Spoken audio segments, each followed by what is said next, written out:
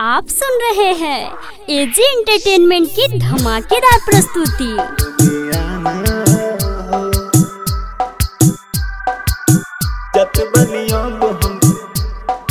कंचन इब्राहिमपुर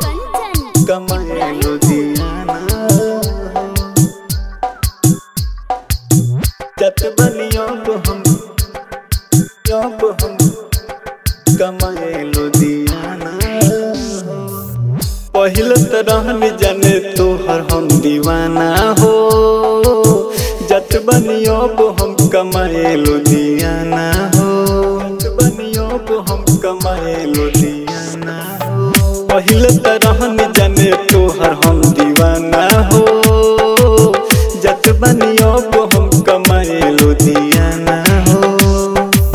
छोड़ लू मोर साथ हो जानियो बात हो, छोड़ लू मोर साथ हो जानियो बात हो, यह सोचना नस्ल गिरता रोजाना हो। पहले तरह जाने तोहर हम दीवाना हो, जत बनियो हम कमाए लुधियाना हो, लुधियाना हो। पहले तरह जाने तोहर हम दीवाना हो, जत बनियो हम कमाए लुधियाना हो। Mix by AG recording studio.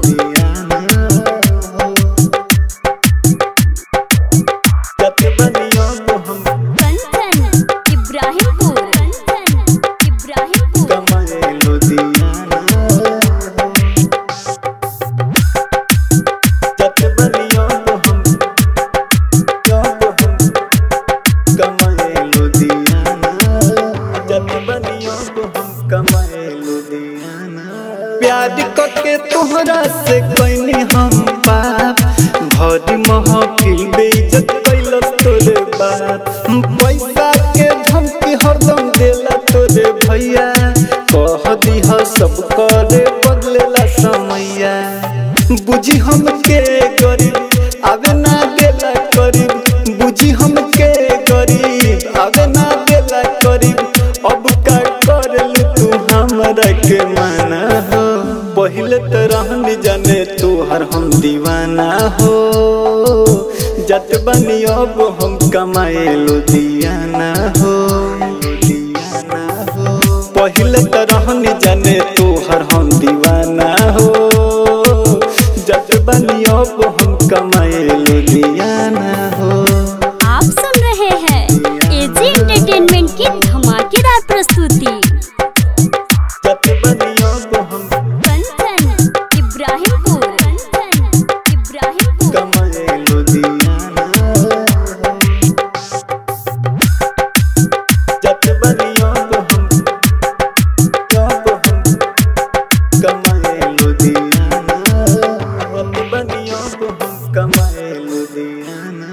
पता ना रहे डर में करबू ऐसे, पता चलल आज सबे होला पैसे।